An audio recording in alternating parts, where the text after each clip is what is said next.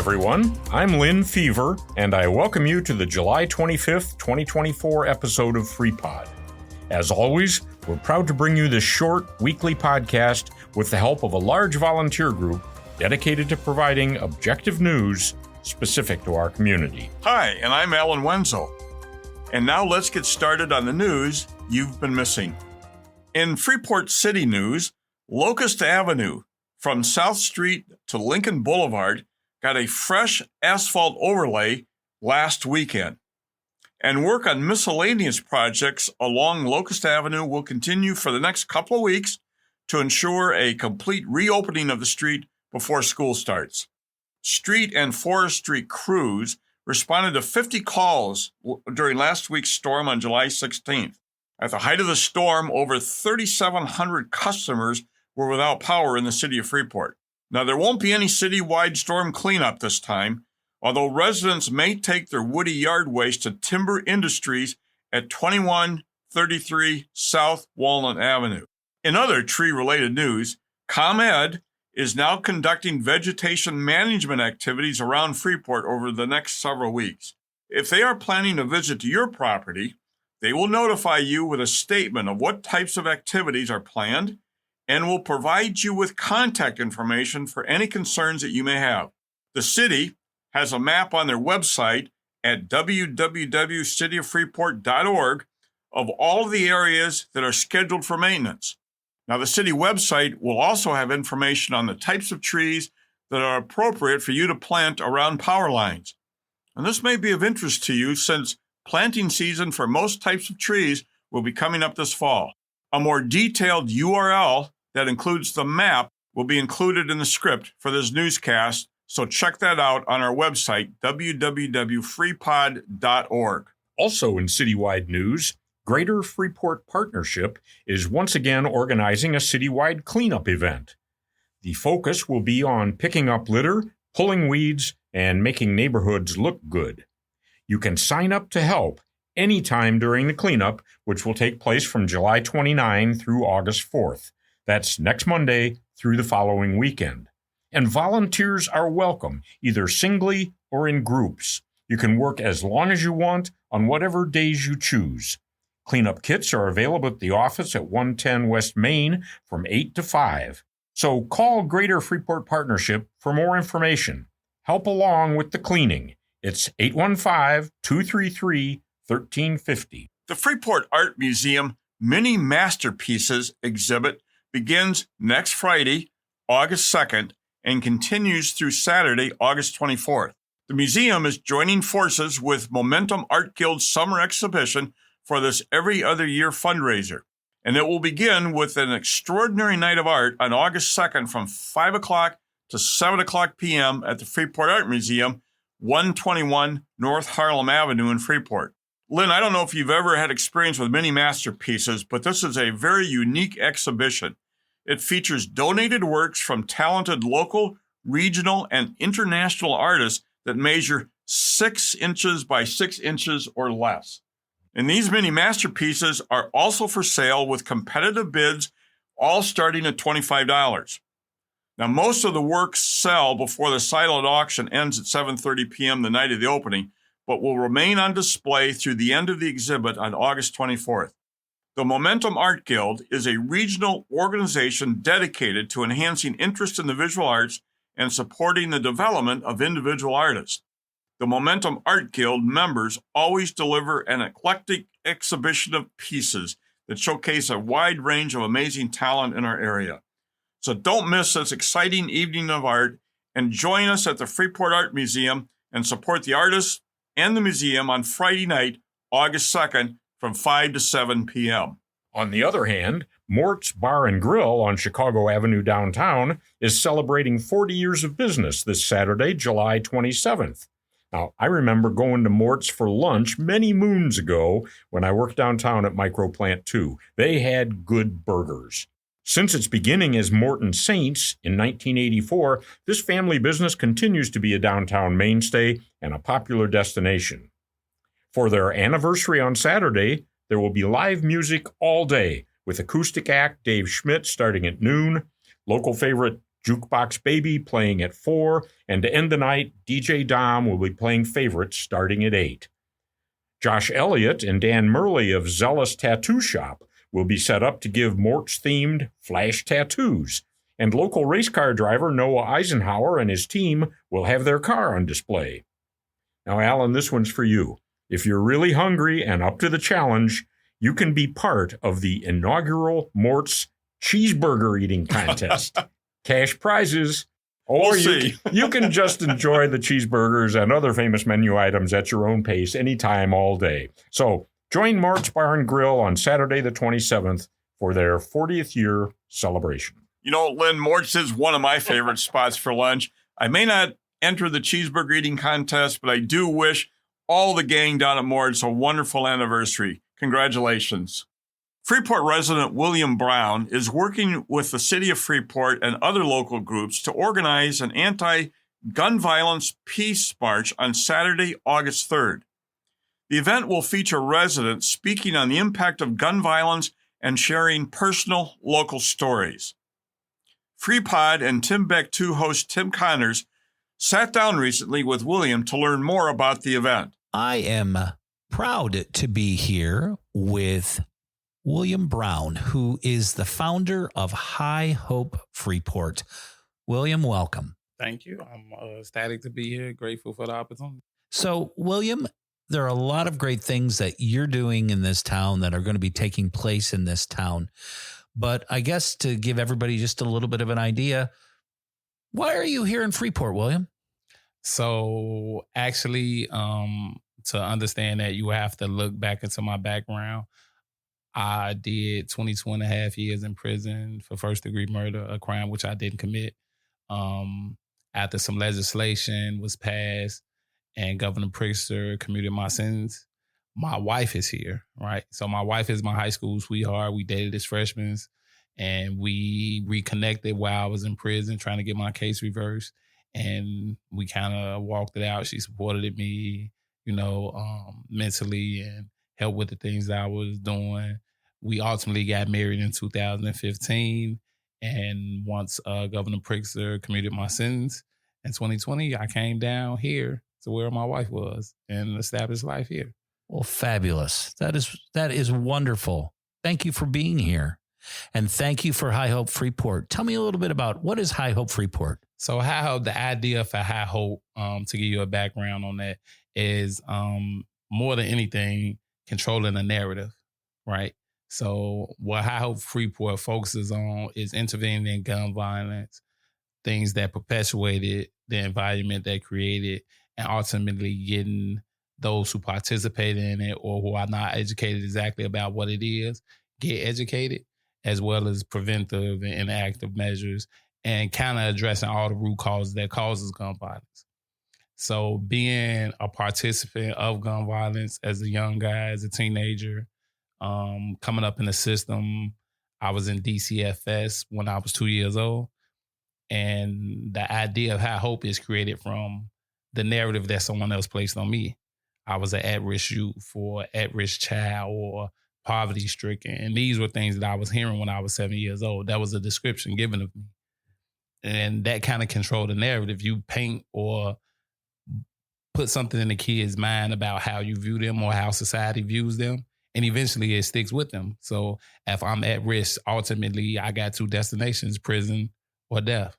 So if I control the narrative and say, when I look at you, I see High Hope, regardless of your environment, regardless of your circumstances, regardless of the community that you grew up in, your parents, your family, regardless of any of that, when I see you, I see High Hope. And that is where the idea High Hope Freeport came from. That is wonderful. William, there is a march that is coming up in Freeport, and you are leading this, and I am very excited about this opportunity for you. Could you tell everybody about this march? So this march is an anti-gun violence peace march. As some of us are aware, so I've been here in Freeport a little over 4.5 years since I was released. But upon my immediate release, I went to school at the University of Illinois to finish getting a couple of business certificates and some psychological certificates that I had started taking when I was in prison. And I was able, while I was down there, to meet with another guy who was incarcerated with me. And we started our own nonprofit down there to address gun violence in Champaign-Urbana.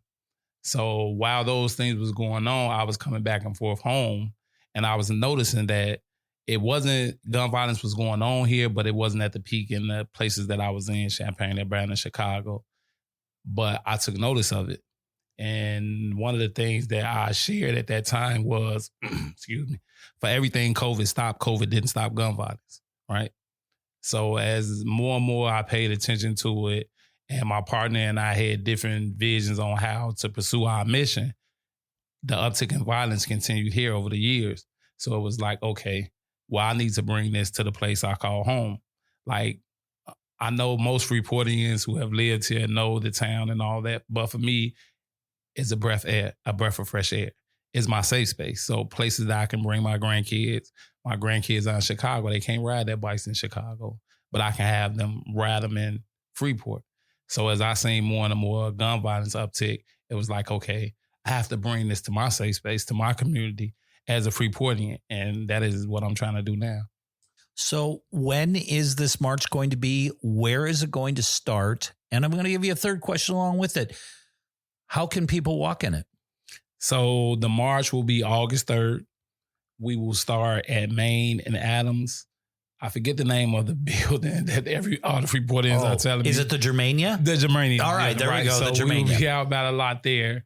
So it will start there, and it will just be a gathering. Some few speakers will speak. Then we will begin the march.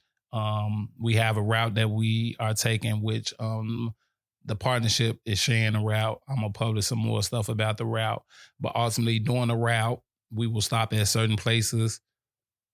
And certain mothers of children who's been lost with gun violence will speak briefly on their loss and the impact. Will they be at the area where their child was gunned down, or one of them will? For the other mother and some of the other ones, it was to be at that location, but being in the streets was suffice enough for them, you know. Mm-hmm. So, and we will ultimately end at the Ferguson Pavilion on Douglas. A lot of people may see it, Music on Chicago, the Pavilion. I heard a lot of names for it, right? Sure. Behind the post office, where we want to have a gigantic balloon release, acknowledging all those that we've lost to gun violence, the impact that it's had. A moment of silence. We will have a prayer over our community. And sit and gather. We intend to have resources, maybe trauma services, wraparound services for family, job referral services, as many resources as we can provide with those who I've collaborated with, which is the city, United Way, of course, the Greater Partnership, you all now. And I am the creator of the event, but it's being sponsored by Faith Center. And we collaborated with a lot of people that sit on a committee that the mayor and city manager Rob Moyer organized. So our hope is for it to be a very impactful event as well as long lasting. It's not an event that I want to continue to have because I don't want to use any more lives, but for me, it's a launch to the future programs that I want to bring to the community, as well as honoring and acknowledging the lives that have been lost. So, William, what time is this going to start? So the march we intend to start at 10, but we encourage people to be out at 10. We intend to start at 10:30. We encourage people to be out at 10:20, 10:15, because we know a lot of people may not want to walk the route. It's a little over a mile, so it's exercise as well. And if they don't want to walk the route, they can just meet us at the pavilion and be there already. But it should start at 10:30, and we should be marching within 10:45. And we're going to march through some of what I identify as the High Hope neighborhoods where it go through, as well as the downtown area, and ultimately have the celebration of life at the Ferguson Pavilion. Just amazing and outstanding. High Hope Freeport has other events that are going to be taking place. There are other opportunities. There are other, solid informational things for people in this community. Why don't you tell us a little bit about those? So that's kind of like why we want to bring the resource hub, so to speak, to the pavilion at the end of the March. So coming for How Freeport, which is mine, and once my nonprofit is fully established, hopefully to have a program at the Boys and Girls Club called The Awakening, which deals with gun violence, the impact of gun violence, the true interrupters to gun violence, as well as a mentoring program for the youth. And right now I'm just building with other concerned community activists or community people to build a good mentoring program. So, William, I guess I'll finish off. I'll finish off with this question to you. Do you see a positive light in this town when it comes to decreasing or maybe seeing gun violence disappear in your safe area in Freeport? Without question. I've done it, but I don't like to classify Freeport as a small town because if you look at the demographics of it, and I'm often outside a lot, it's a melting pot. Like if you look, and then if you look at certain things, certain nonprofits that are active, Operation Love and things like those, you see people helping people, right? The things that the partnership do, or the other actual nonprofits that's out here putting in the work, boots on the ground. That's people helping one another. That's the community loving on the community. And in that, how do you not see a pathway to that? Because that is the majority, not the minority. The majority of Freeportians helping Freeportians and building up and out. So it's always going to be light when you see so much positivity going on. Well, the march is going to be August 3rd. Yes, sir. 10:30 is the march. You need to get down there at 10 o'clock. For those of you that have been a part of Freeport for many years, it's where the Germania used to be. I wish still was, but it's just the lot now. At 10 o'clock, get down there. What, 10:20? Or 10:20. Yeah. 10:20, there's going to be about a mile-long walk, great exercise, powerful exercise, not only with our heart, but also with our mind. And then it will end at Art in the Park, where there will be so many opportunities for everybody. William, I appreciate you being here. This High Hope Freeport. Do you have a website yet? No, I am building everything out. So I guess I'm going to give another shout out to the partnership. So I went through base camp in a partnership. Even though I've been a CEO of my own organization, I just wanted to catch up because I was out of work a little while. Out of touch. So through base camp, I've reestablished another nonprofit, my own nonprofit. And so we're building up and out, and everything should be finalized next month.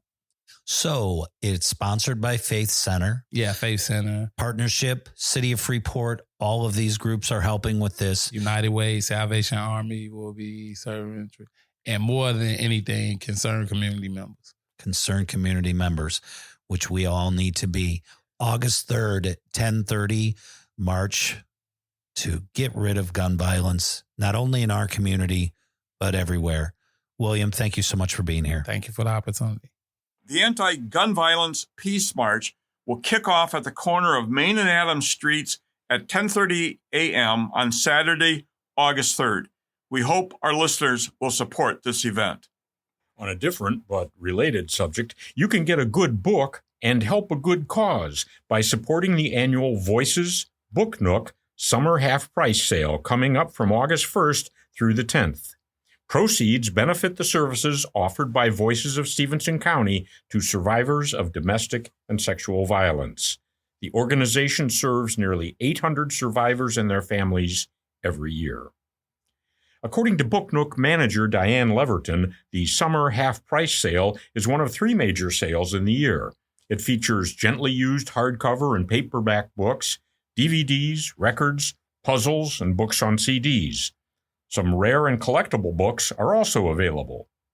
A silent auction of vintage magazines, prints, albums, and historical books is already open. The auction includes a package of Beatles albums and books, a rare signed album by a local group, the Nomads, a signed NASCAR magazine, and a sealed set of Little House on the Prairie books. Leverton reminds the public that though cash donations are always accepted, no donations of books or other materials will be accepted until the sale is over. The Voices Book Nook is in the Lincoln Mall on West Galena. Hours are from 10 to 4, Monday through Saturday, and 10 to 7 on Thursdays. For more information on the sale, please contact the Voices of Stevenson County Book Nook at 815-821-2665. Freeport Cruise Night, a very popular late summer event, returns to downtown Freeport on Saturday, August 10th, with a car show, commercial vendors, food vendors, a burnout contest, and the traditional parade of vintage cars. Show cars will be on display during cruise night in the municipal lot along Douglas Street, east lot at the corner of Adams and Stevenson Street, with additional parking on Stevenson Street. Reserved parking spaces are still available for the east lot for $12 and can be purchased online at greaterfreeport.com/events. Parking spots will also be for sale the day of the event for $10 on a first-come, first-served basis. Now, registration for the ever-popular burnout contest and other special activities will be on site before each event begins. As one of the original and few remaining true cruises, the Freeport Cruise Night will begin its extended route through Freeport at 7 p.m., and the day will end with a band performing at the Ferguson Freeport Arts Plaza. We'll have more details about Freeport Cruise Night in our next newscast, so stay tuned. Again, Freeport Cruise Night on Saturday, August 10th. Start up your old cars and get down to the cruise night. Many of you are probably looking forward to the opening ceremony of the 2024 Summer Olympics in Paris. That's tomorrow. And in case you didn't know, there are some interesting Freeport connections to past Olympics. Carl Kane played on America's 1956 Olympic basketball team. As a pretzel, he was a member of our 1951 state championship team and was in the Olympics after playing for the Iowa Hawkeyes in college. Mark Hollis, who grew up in Freeport, was in the 2008 and 2012 Olympic trials for pole vaulting and competed in the 2015 Pan American Games. Hollis' father was pastor of the Nazarene Church in Freeport, and a link to Mark's Wikipedia page is in the script for this podcast. And we also have a shout-out to Emily Infeld, who competed in the 2016 Olympic 10,000-meter track event. Emily's father, Michael Infeld, graduated from Freeport High School, and though the family was living in Ohio when Emily was born, we'll claim her since her dad was also a pretzel. A link to Emily's Wikipedia page is also in the script. And finally, in 1980, Catherine Bohan Green competed in the women's Olympic swimming team for her native Ireland. Catherine is the wife of retired Freeport High School English teacher Alan Green. Her events in the 80 Olympics were the 100 and 200-meter breaststroke and the 400-meter medley. So, back up to date, the 2024 Paris Olympics will be broadcast on television from the opening ceremony tomorrow night through Sunday, August 11th. And don't forget, the Stevenson County Fair that opened this week runs through Saturday at the fairground. A full list of all the attractions and scheduled events can be found at stevensoncountyfair.org. And as we look at the week ahead, there are still great outdoor music events coming up. This week's Music Under the Stars concert in Krape Park will present the Freeport Early Jazz Society conducted by Bill Peterson Sunday night at 7 p.m. And next week, Southpaw Stance performs for Music at Debate Square on Thursday, August 1st at 6:30. And Music on Chicago returns Friday night, August 2nd, featuring Boogie and Yo-Yos with DJ Cup. And finally, next Wednesday morning, the movie at the Lindo Theater is Migration, an animated 2023 film about a family of ducks trying to convince their overprotective father to go on the vacation of a lifetime. It will screen at 10 a.m. on July 31st. Admission is only $2. Doors open at 9 a.m. for entertainment and games. And by the way, one auditorium in the theater will be dedicated for guests who may need more freedom to talk and move around than a traditional cinema setting allows. So don't miss next Wednesday, July 31st, The Wednesday morning movie at the Lindo will be Migration. As we close, Alan, do you want to fill us in on next Tuesday's in-depth interview? Sure. Next Tuesday, July 30th at noon, you will hear an interview by FreePod host Tim Connors, who's speaking with Nick Namio, the Freeport High School girls soccer coach, foodie, and pickleball guru, who will be talking about the growing popularity of pickleball. So tune in next Tuesday, July 30th at noon to hear Tim's conversation with Nick Namio.